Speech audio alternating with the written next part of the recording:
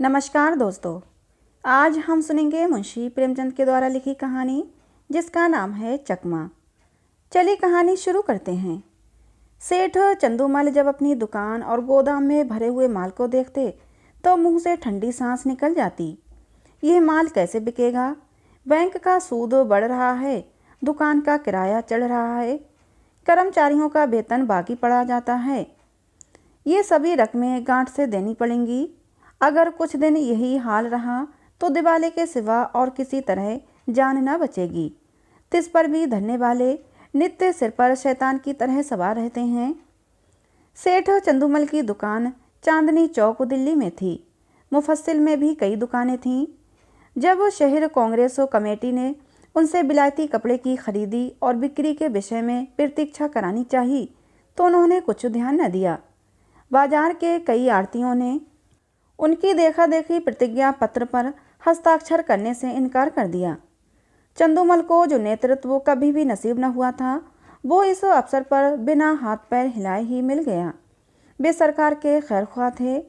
साहब बहादुरों को समय समय पर डालियां नजर देते थे। पुलिस से भी घनिष्ठता थी। म्यूनिसिपैलिटी के सदस्य भी थे। कांग्रेस के व्यापारिक कार्यक्रम का विरोध करके अमन सभा के कोषाध्यक्ष बन बैठे। यह इसी खैर ख्वाही की बरकत थी। युवराज का स्वागत करने के लिए अधिकारियों ने उनसे 25,000 के कपड़े खरीदे। ऐसा सामर्थी पुरुष कांग्रेस से क्यों डरे? कांग्रेस है किस खेत की मूली? पुलिस वालों ने भी बढ़ावा दिया। मुआहदे पर हरगिज दस्तखत न कीजिएगा। देखें ये लोग क्या करते हैं। एक एक को जेल ना भिजवा दिया तो कहिएगा। लाला जी के हौसले बढ़े। उन्होंने कांग्रेस से लड़ने की ठान ली। उसी के फलस्वरूप 3 महीनों से उनकी दुकान पर प्रातःकाल से 9 बजे रात तक पहरा रहता था। पुलिस दलों ने उनकी दुकान पर वॉलंटियरों को कई बार गालियां दी, कई बार पीटा। खुद सेठ जी ने भी कई बार उन पर बाढ़ चलाए, परंतु पहरे वाले किसी तरह ना टलते थे। बल्कि इन अत्याचारों के कारण चंदूमल का बाजार और भी गिरता जाता था। मुफस्सिल की दुकानों से मुनीम लोग और भी दुराशाजनक समाचार भेजते रहते थे। कठिन समस्या थी। इस संकट से निकलने का कोई उपाय न था। वे देखते थे कि जिन लोगों ने प्रतिज्ञा पत्र पर हस्ताक्षर कर दिए हैं वे चोरी छिपे कुछ न कुछ विदेशी माल लेते रहते हैं। उनकी दुकानों पर पहरा नहीं बैठता था। यह सारी विपत्ति मेरे ही सिर पर है। उन्होंने सोचा, पुलिस और हाकिमों की दोस्ती से मेरा भला क्या हुआ? उनके हटाए से पहरे नहीं हटते। सिपाहियों की प्रेरणा से ग्राहक नहीं आते। किसी तरह पहरे बंद हो जाते तो सारा खेल बन जाता। इतने में मुनीम जी ने कहा, लाला जी ये देखिए, कई व्यापारी हमारी तरफ आ रहे थे। पहरे वालों ने उनको न जाने क्या मंत्र पढ़ा दिया, सब चले जा रहे हैं। चंदूमल, अगर इन पापियों को कोई गोली मार देता तो मैं खुश होता। ये सब मेरा सर्वनाश करके दम लेंगे। मुनीम, कुछ हेटी तो होगी। यदि आप प्रतिज्ञा पर हस्ताक्षर कर देते तो ये पहरा उठ जाता। तब हम भी ये सब माल किसी न किसी तरह खपा देते। चंदूमल, मन में तो मेरे भी ये बात आती है, पर सोचो अपमान कितना होगा। इतनी हेकड़ी दिखाने के बाद फिर झुका नहीं जाता। फिर हाकिमों की निगाहों में गिर जाऊंगा और लोग भी ताने देंगे कि चले थे बच्चा कांग्रेस से लड़ने। ऐसी मुंह की खाई कि होश ठिकाने आ गए। जिन लोगों को पीटा और पिटवाया, जिनको गालियां दी, जिनकी हंसी उड़ाई, अब उनकी शरण कौन मुंह लेकर जाऊं? मगर एक उपाय सूझ रहा है। अगर चकमा चल गया तो पौवारा है। बात तो तब है जब सांप को मारूं मगर लाठी बचाकर। पहरा उठा दूं पर बिना किसी की खुशामद किए। 9 बज गए थे। सेठ चंदूमल गंगा स्नान करके लौट आए थे और मसनद पर बैठकर चिट्ठियां पढ़ रहे थे। अन्य दुकानों के मुनीमों ने अपनी विपत्ति कथा सुनाई थी। एक एक पत्र को पढ़कर सेठ जी का क्रोध बढ़ता जाता था। इतने में 2 वॉलेंटियर गाड़ियां लिए हुए उनकी दुकान के सामने आकर खड़े हो गए। सेठ जी ने डांटकर कहा, हट जाओ हमारी दुकान के सामने से। एक वॉलेंटियर ने उत्तर दिया, महाराज हम तो सड़क पर हैं, क्या हम यहाँ से भी चले जाएं? सेठ जी, मैं तुम्हारी सूरत नहीं देखना चाहता। वॉलेंटियर, तो आप कांग्रेस कमेटी को लिखिए, हमको तो वहाँ से यहाँ खड़े रहकर पहरा देने का हुक्म मिला है। एक कांस्टेबल ने आकर कहा, क्या है सेठ जी, ये लौंडा क्या टर्राता है? चंदूमल, मैं कहता हूँ कि दुकान के सामने से हट जाओ, पर यह कहता है कि ना हटेंगे ना हटेंगे, जरा इसकी ज़बरदस्ती देखो। कांस्टेबल वॉलेंटियरों से कहता है, तुम दोनों यहाँ से जाते हो कि आकर गर्दन नापूं? वॉलेंटियर, हम सड़क पर खड़े हैं, दुकान पर नहीं। कांस्टेबल का अभीष्ट अपनी कारगुजारी दिखाना था। ये सेठ जी को खुश करके कुछ इनाम इकराम भी लेना चाहता था। उसने वॉलेंटियर को अपशब्द कहे और जब उन्होंने उसकी कुछ परवाह न की तो एक वॉलेंटियर को इतनी जोर से धक्का दिया कि वो बेचारा मुंह के बल जमीन पर गिर पड़ा। कई वॉलेंटियर इधर उधर से आकर जमा हो गए, कई सिपाही भी आ पहुँचे। दर्शक वृंद को ऐसी घटनाओं में मज़ा आता ही है। उनकी भीड़ लग गई। किसी ने हाँक लगाई, महात्मा गांधी की जय। औरों ने भी उनके सुर में सुर मिलाया। देखते देखते एक जनसमूह एकत्रित हो गया। एक दर्शक ने कहा, क्या है लाला चंदूमल, अपनी दुकान के सामने इन गरीबों की दुर्गति करा रहे हो? तुम्हें जरा भी लज्जा नहीं आती? कुछ भगवान का भी डर है या नहीं? सेठ जी ने कहा, मुझसे कसम ले लो, जो मैंने किसी सिपाही से कुछ कहा हो, ये लोग अनायास बेचारों के पीछे पड़ गए, मुझे सेंत में बदनाम करते हैं। एक सिपाही, लाला जी, आप ही ने तो कहा था कि ये दोनों वॉलेंटियर मेरे ग्राहकों को छेड़ रहे हैं, अब आप निकले जाते हैं। चंदूमल, बिल्कुल झूठ, सरासर झूठ, 16 आना झूठ। तुम लोग अपनी कारगुजारी की धुन में इनसे उलझ पड़े। यह बेचारे तो दुकान से बहुत दूर खड़े थे, ना किसी से बोलते थे ना चालते थे। तुमने ज़बरदस्ती ही इन्हें गर्दनी देनी शुरू की। मुझे अपना सौदा बेचना है कि किसी से लड़ना है? दूसरा सिपाही, लाला जी हो बड़े होशियार, मुझसे आग लगवाकर आप अलग हो गए। तुम ना कहते तो हमें क्या पड़ी थी कि इन लोगों को धक्के देते। दरोगा जी ने भी हमको ताकीद कर दी थी कि सेठ चंदूमल की दुकान का विशेष ध्यान रखना, वहाँ कोई वॉलेंटियर ना आए। तब हम लोग आए थे। तुम फरियाद न करते तो दरोगा जी हमारी तैनाती ही क्यों करते? चंदूमल, दरोगा जी को अपनी कारगुजारी दिखानी होगी, मैं उनके पास क्यों फरियाद करने जाता?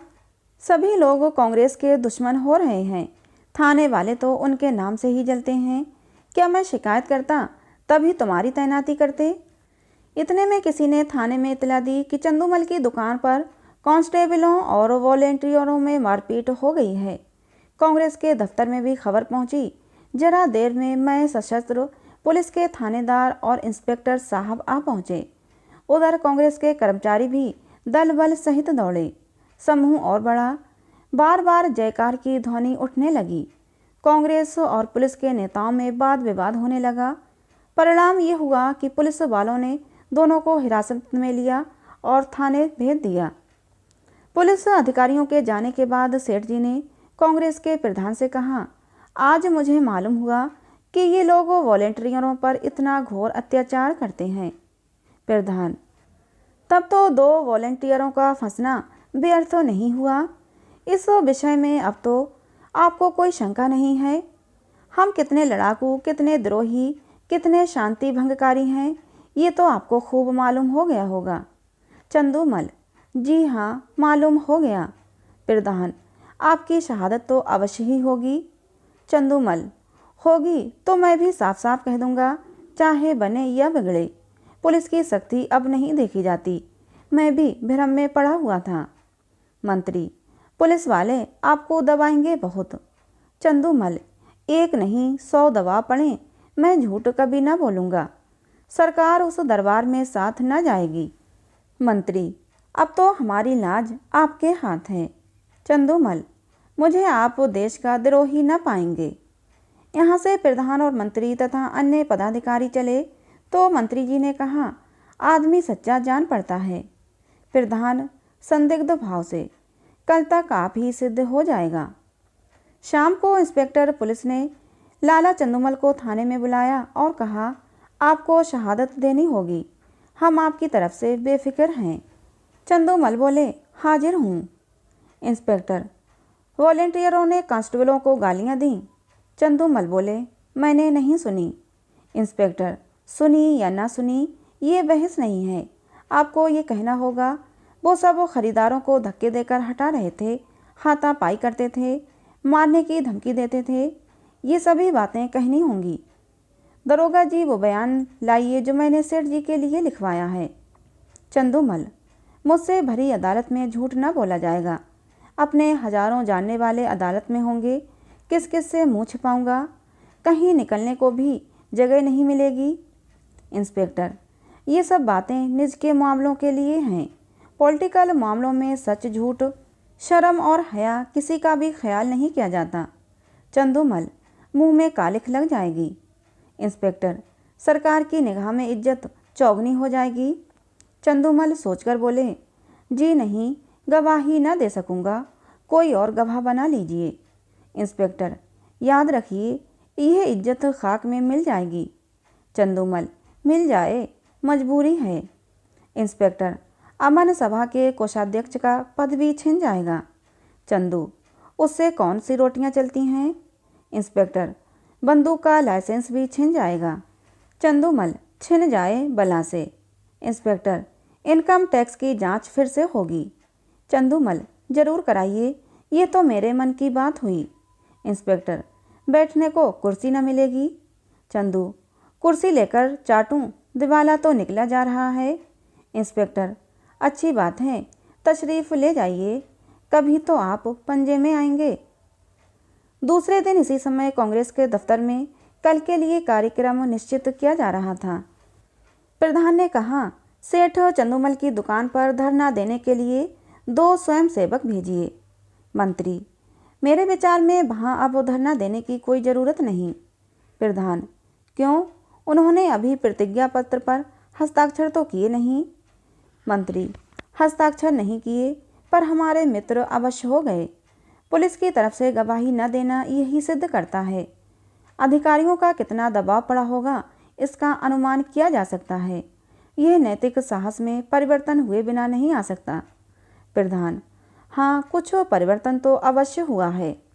मंत्री, कुछ नहीं महाशय, पूरी क्रांति कहना चाहिए।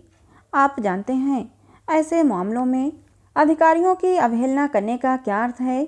ये राज विद्रोह की घोषणा के समान है। त्याग में संन्यास से इसका महत्व कम नहीं है। आज जिले के सारे हाकिम उनके खून के प्यासे हो रहे हैं। आश्चर्य नहीं कि गवर्नर महोदय को भी इसकी सूचना दी गई हो। प्रधान, और कुछ नहीं तो उन्हें नियम का पालन करने के लिए ही प्रतिज्ञा पत्र पर हस्ताक्षर कर देना चाहिए था। किसी तरह उन्हें यहाँ बुलाइए, अपनी बात तो रह जाए। मंत्री, वो बड़ा आत्म अभिमानी है, कभी ना आएगा, बल्कि हम लोगों की ओर से इतना अविश्वास देखकर संभव है कि फिर उस दल में मिलने की चेष्टा करने लगे। प्रधान, अच्छी बात है, आपको उन पर इतना विश्वास हो गया है तो उनकी दुकान छोड़ दीजिए। तब भी मैं यही कहूँगा कि आपको स्वयं मिलने के बहाने से उस पर निगाह रखनी होगी। मंत्री, आप नाहक इतना शक करते हैं। 9 बजे सेठ चंदूमल अपनी दुकान पर आए तो वहाँ एक भी वॉलेंटियर न था। मुख पर मुस्कुराहट की झलक आई। मुनीम से बोले, कौड़ी चित्त पड़ी। मुनीम, मालूम तो होता है, एक महाशय भी नहीं आए। चंदूमल, ना आए और ना आएंगे, बाजी अपने हाथ रही। कैसा दाव खेला, चारों खाने चित्त। और इन्हें दोस्त बनाते कितनी देर लगती है। कहिए, अभी बुलाकर जूतियाँ सीधी करवाऊँ। टके के गुलाम हैं, न किसी के दोस्त न किसी के दुश्मन। सच कहिए, कैसा चकमा दिया है। मुनीब, बस यही जी चाहता है कि आपके हाथ चूम लें। सांप भी मरा और लाठी भी न टूटी, मगर कांग्रेस वाले भी टोहमे होंगे। चंदूमल, तो मैं भी तो मौजूद हूँ। वो डाल डाल चलेंगे तो मैं पात पात चलूँगा। बिलायती कपड़े की गांठ निकलवाइए और व्यापारियों को देना शुरू कीजिए। एक अठवारे में बेड़ा पार है। तो दोस्तों, ये कहानी थी मुंशी प्रेमचंद के द्वारा लिखी चकमा। कहानी कैसी लगी ज़रूर बताना। अच्छी लगी हो तो प्लीज़ इसे एक लाइक और चैनल को सब्सक्राइब जरूर कर लेना। मिलते हैं अगली कहानी में।